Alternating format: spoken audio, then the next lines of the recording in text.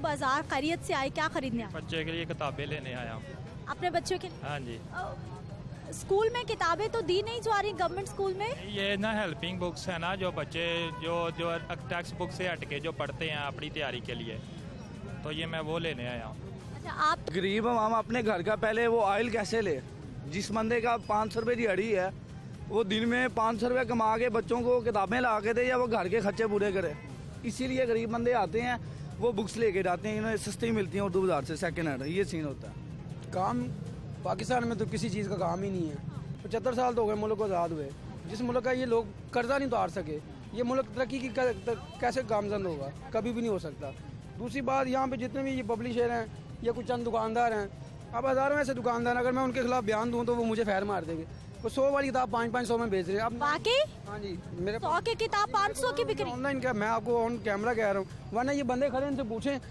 पाकिस्तान जैसे देशों में या जहाँ जहाँ पर भारत के भी कुछ हिस्सों में, बांग्लादेश में हम देखें तो ये बहुत ज़बरदस्त तरीके से सिस्टम चलता है।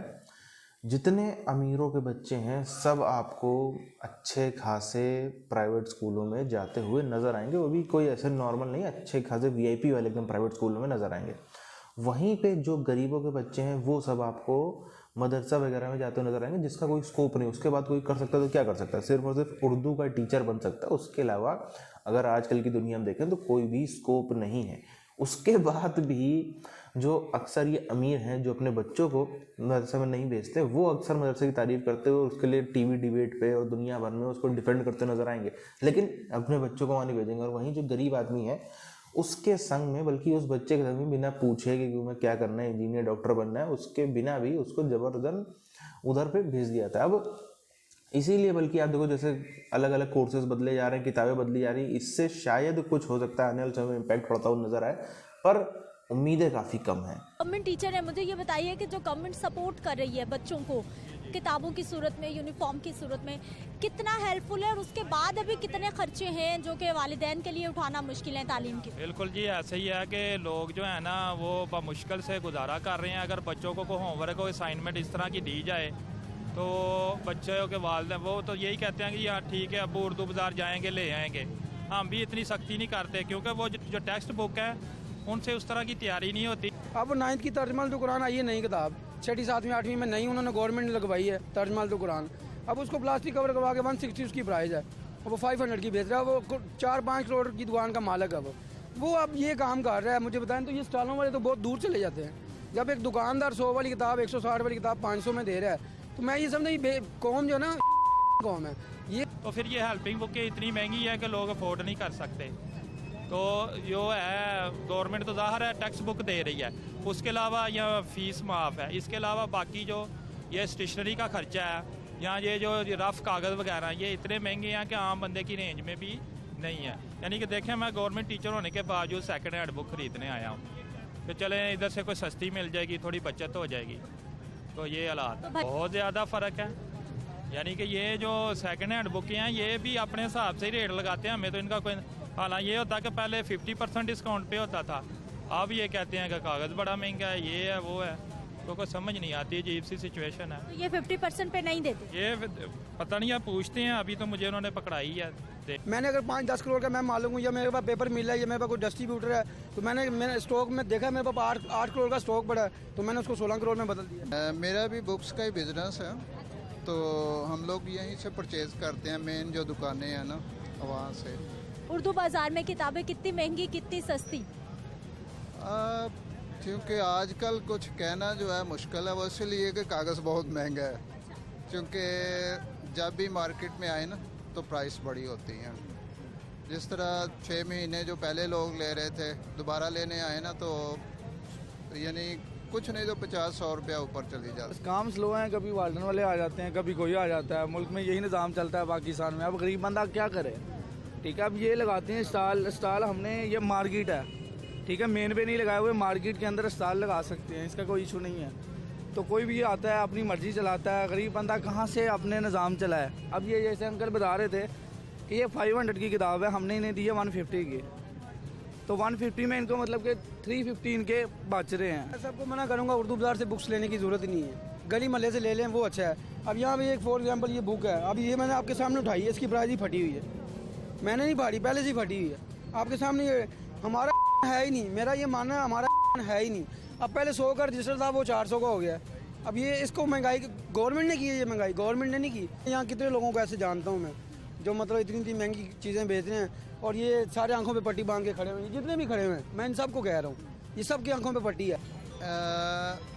ये कुछ महंगाई तो है, लेकिन ज़्यादा जो है ना वो दुकानदारों ने खुद की हुई है।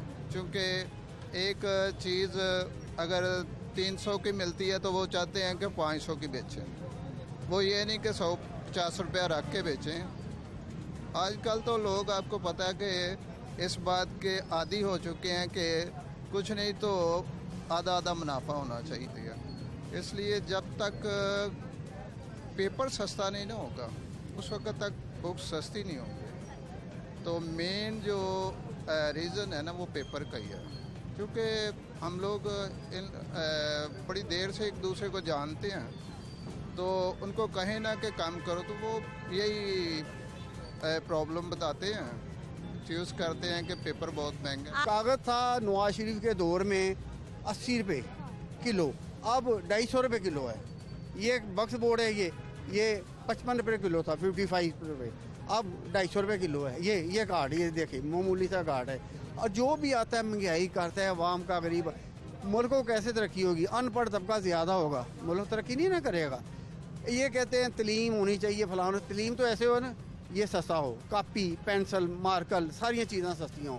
बस वो बच्चों के लिए, बच्चों की यही है कि जी प्राइवेट स्कूलों में पढ़े, अच्छा मेयार मिले। स्कूलों में अगर अच्छा, गवर्नमेंट स्कूलों में मेयार अच्छा मिलता है तो ज़ाहिर है फिर वो गवर्नमेंट स्कूलों में ही पढ़ेंगे। तो गरीब आदमी तो वैसे तो गवर्नमेंट स्कूलों में ही पढ़ाएंगे ना। किताबें, कॉपियाँ, पेंसिल, रबर कितने महंगे, कितने सस्ते, क्या हालात? जी ये बहुत पोजीशन जो ख़राब है। कापियाँ जो है वो, पेंसिलें कापियाँ ख़रीदना ही बहुत मुश्किल है। ये इस वक्त हम 250 रुपये किलो के हिसाब से सेल कर रहे हैं। इसमें पर पीस 2.5 रुपये पड़ जाता है, 100 पेपर होता है इसमें। तो अब महंगाई के हिसाब से ये पहले इसकी मुनासिब कीमत थी, इंसान लोग जो से थे वो ले लेते थे, वो उनके कारोबार में चल जाता था। अब जी महंगाई की वजह बच्चों की स्टडी में भी दखल हो रही है, क्योंकि वो महंगाई की वजह से ना वो पेपर की वजह से ना तंग हो रहे हैं, ये बात है। बस बात ये है कि इनकम अभी उधर ही है और जो खर्चे हैं एक्सपेंस ज़्यादा हो गए हैं, काफ़ी ज़्यादा हो गए हैं।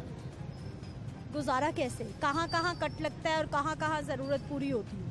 कहाँ कहाँ ज़रूरत पूरी होती है। बस इंसान अगर सोच ले कि अपने एक्सपेंस के हिसाब से अपनी इनकम ज़्यादा करनी है तो फिर कुछ नहीं होता। अल्लाह पाक साथ है इंशाल्लाह। पाकिस्तान में बहुत लंबे समय से 70 सालों से यही योजना चल रही, किस तरीके से जो एजुकेशन है, एक बेसिक एजुकेशन, उसको गरीब व्यक्ति से कितना ज़्यादा दूर किया जा सके। आप देखो पूरा की पूरी जो इनकी एलीट है उसकी 70 साल से पहले तो यही योजना रही कि हम पब्लिक को, पहले तो पब्लिक थोड़ी सी है मूर्ख टाइप की, लेकिन उसको और ज़्यादा सिखा दें कि भैया 12 बच्चे, 14 बच्चे, 16 बच्चे इस तरीके से पैदा करने, वो जाकर तुमको कश्मीर फतेह करके देंगे और तुमको जो है वो उससे कई सारे अन्य फ़ायदे मिलने वाले हैं, इसलिए करो। खैर पब्लिक भी मान गई, पब्लिक की जाहिलियत थी कि पब्लिक ने आखिर क्यों माना, किसी ने बोला, ऐसे मान थोड़ी लेना चाहिए, पर फिर भी। अब उसके बाद जब ऐसे 12-14 लोगों को खिलाना मुश्किल हो जाता है, खाना खिलाना मुश्किल हो जाता है, तो फिर पढ़ाई तो फिर मतलब बहुत ही दूर की बात हो जाती। तो फिर इसी तरह से पढ़ाई से दूर किया जाता रहा।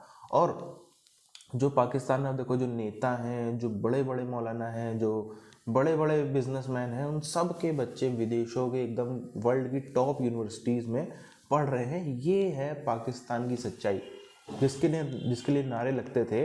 और नारे भी क्या, वही मिडिल क्लास और गरीब आबादी जो थी इनकी, वो नारे लगाती थी पूरे देश भर में कि लड़के लेंगे पाकिस्तान, लड़के लेंगे पाकिस्तान, छीन के लेंगे पाकिस्तान। वही सबका ये लड़के पाकिस्तान लेने का नतीजा जो है यही सामने आ रहा है। और इसमें कुछ भी गलत भी नहीं है। जिस चीज़ में पब्लिक को समझ ही ना हो कि मैं ये सब कर रहा हूँ, इतनी मारकाट मचा रहा हूँ, अपने पड़ोसियों को भगा रहा हूँ, सब पूरी एकदम मानवता की सारे हदें पार करके, उसके बाद उम्मीद क्यों कर रहे हो? उसके बाद मिल क्या जाएगा? ज़मीनों पर कब्जा कर लोगे, उसको पैसा मिल जाएगा, क्या हो जाएगा? आखिर कुछ नहीं। आखिर में यही होना था। जो पाकिस्तानी एलीट थी उसकी किस्मत का तो मानना पड़ेगा थोड़ा सा कि हाँ, उससे बेहतरीन किस्मत विश्व में ही शायद किसी की होती होगी। भले ही ठीक है, बेइज्जत किए जाते हैं, भले ही इनके जो एलीट जिसमें एकदम मारकाट मचती है नेता बनने के लिए, प्राइम मिनिस्टर बनने के लिए, मंत्री बनने के लिए, भले ही वो दुनिया भर में बेइज्जत किए जाते हो, इज्जत नहीं है वो सब। चलो एक बार को समझ में आता है, मगर कौम को 99% कौम को बेवकूफ़ बनाना, उनको बेवकूफ़ बना के उनसे धन अर्जित करना, अपना जो पुराना पुश्तैनी धन था उसको भी संभाल के रखना, क्योंकि भारत में आते तब तो सब डेमोक्रेसी में सारी इनकी जितनी ज़मींदारी और ये सब थी, सब ज़मीनें भी चली जाती, वो भी ना करना, पुराना भी संपत्ति संभाल के रखना, नई संपत्ति बढ़ाते रहना। उसके बाद बाकी पब्लिक को अभी भी आप देखो इनकी पब्लिक कितनी ही नाराज हो, एक आवाज़ हो जाएगी हमको भारत से पंगा लेना, फिर सब ये जय पाकिस्तान ऐसे करते हुए नजर आ जाएंगे। तो ये ऐसी जाहिल पब्लिक भी मिलती नहीं है कहीं भी आसानी से।